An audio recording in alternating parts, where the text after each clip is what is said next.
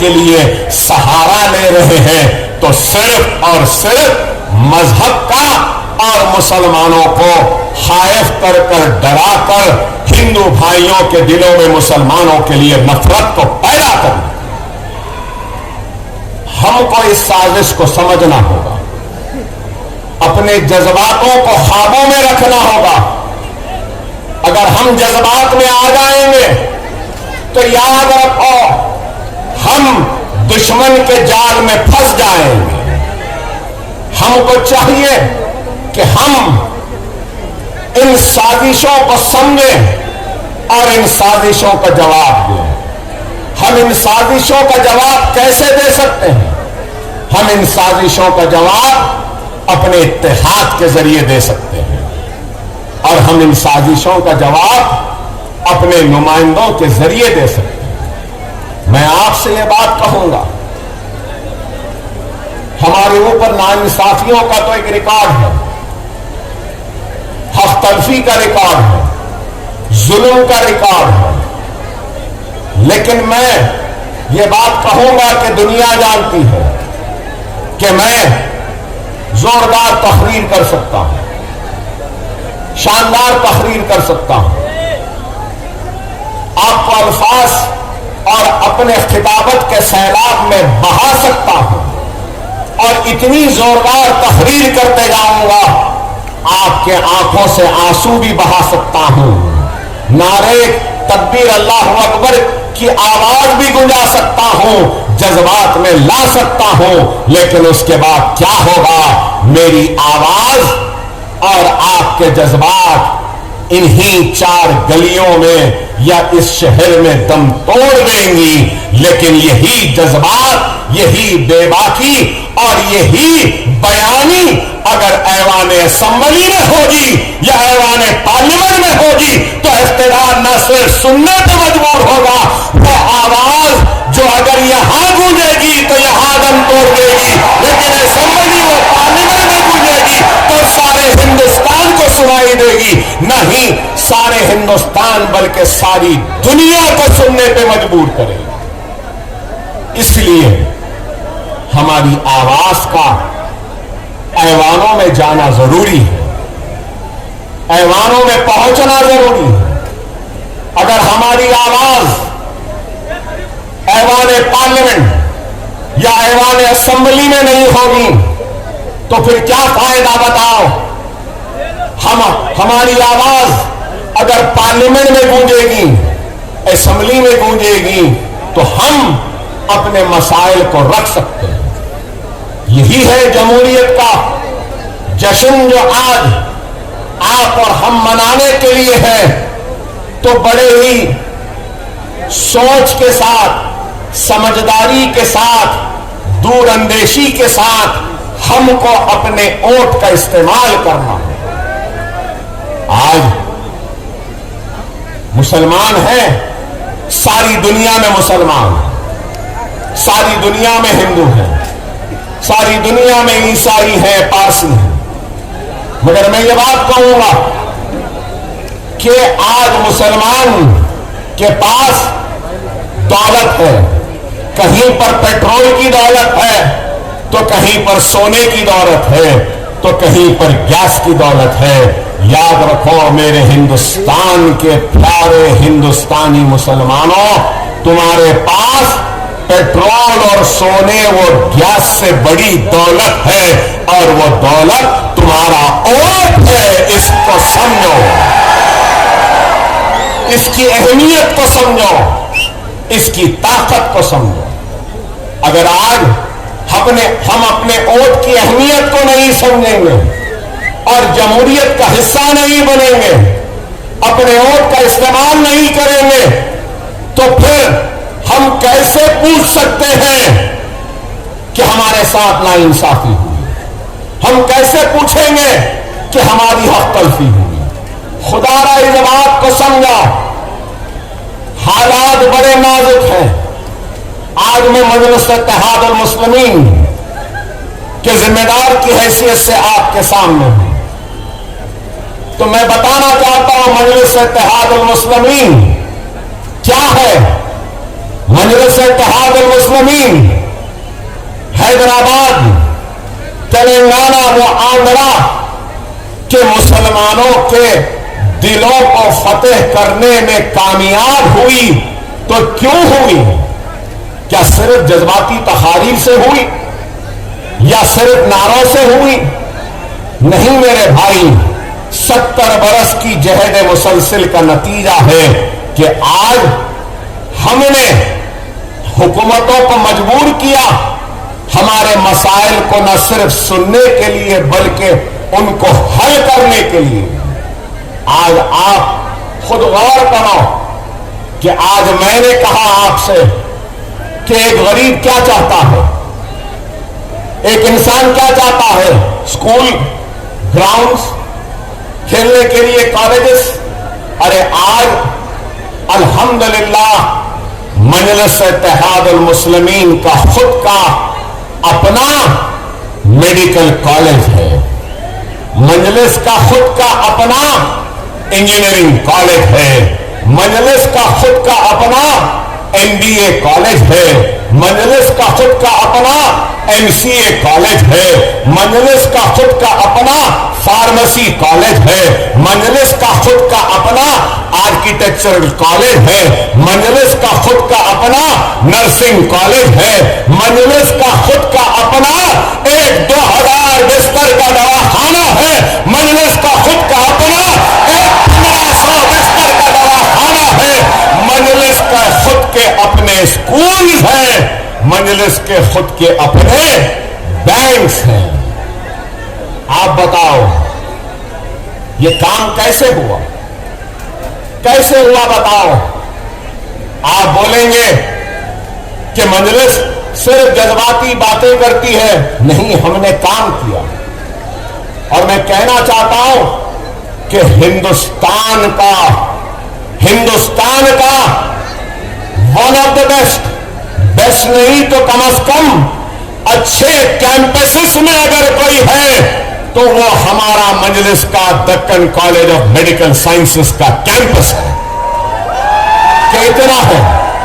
اور آپ کو یہ بھی بتاتا چلو کہ ہمارے دواخانوں میں جنرل وارڈ فری ہے، ہمارے دواخانوں میں نارمل ڈیلیوری فری ہے، ہمارے دواخانوں میں LACS مطلب کہ اگر آپریشن سے بچہ ہوتا ہے تو صرف 6000 روپیے میں ہوتا ہے، ہمارے پاس ڈائلسس 500 روپیے میں ہوتا ہے، ہمارے پاس CT اسکین 500 روپیے میں ہوتا ہے۔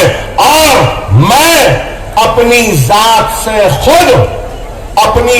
سے لوگ حیرت کریں گے کہ ہندوستان میں کوئی لیڈر نہیں ہوگا، میں خود 10 اسکول چلاتا ہوں جہاں پر 25,000 بچوں کو مفت تعلیم دی جاتی ہے۔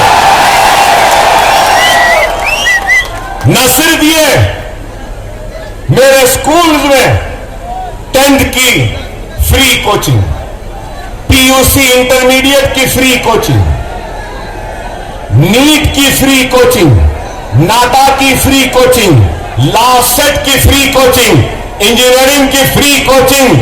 آپ کو سن کے حیرت ہوگی کہ 40,000 بچوں کو مفت تعلیم کا انتظام آج حیدرآباد میں اکبر الدین اویسی کروا رہا ہے۔ نہ صرف یہ، اب تک شہر حیدرآباد کے 2.5 لاکھ خواتین کو ہم نے ووکیشنل کی ٹریننگ دی۔ اگربتی بنانا، موم بتی بنانا، ٹوکرے بنانا، اسپوکن انگلش، کمپیوٹر کے classes, mehndi designing, beauty classes, fashion technology.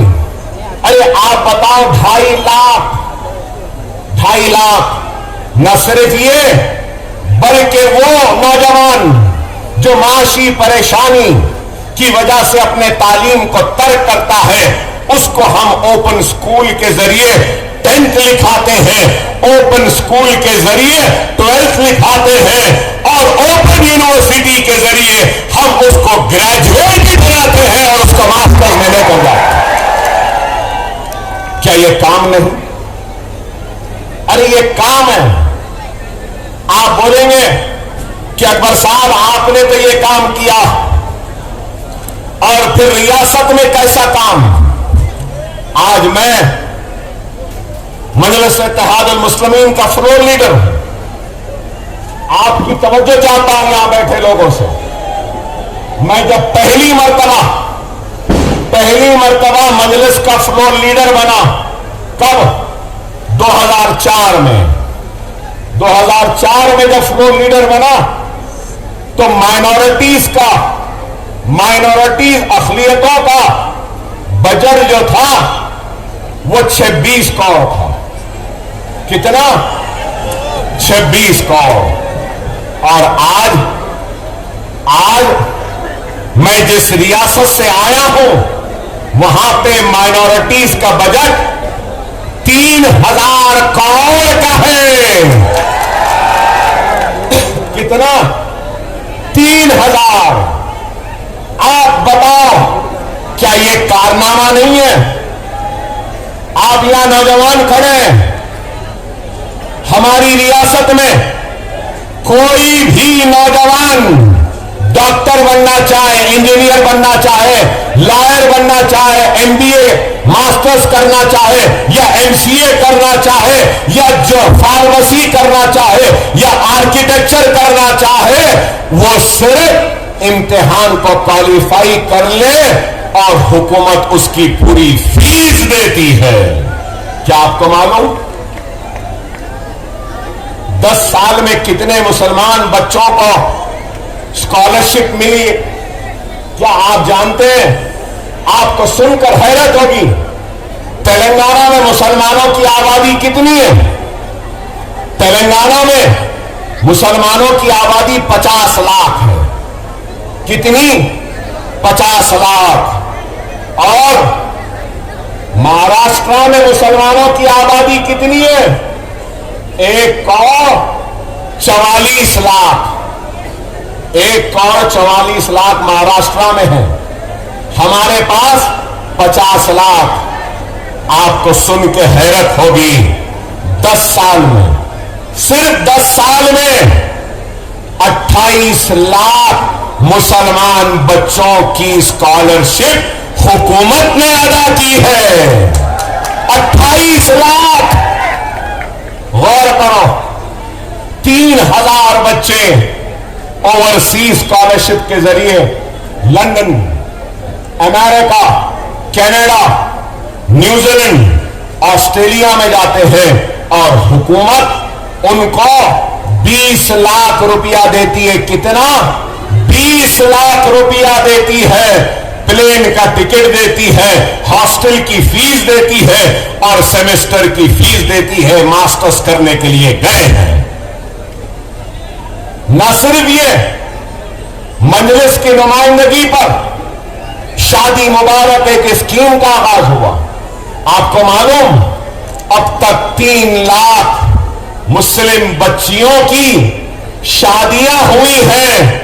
1 lakh چلر روپیہ، 1,01,000 دیا جاتا ہے. 3 لاکھ بچیوں کی شادیاں ہوئی ہیں شادی مبارک میں. کیا یہ کام نہیں؟ ارے ہم نے کام کیا. ارے آج آپ بتاؤ. اور پھر میں نے آپ سے کہا کہ 1,44 لاکھ مسلمانوں کی آبادی ہے مہاراشٹر میں. تلنگانہ میں 50 لاکھ.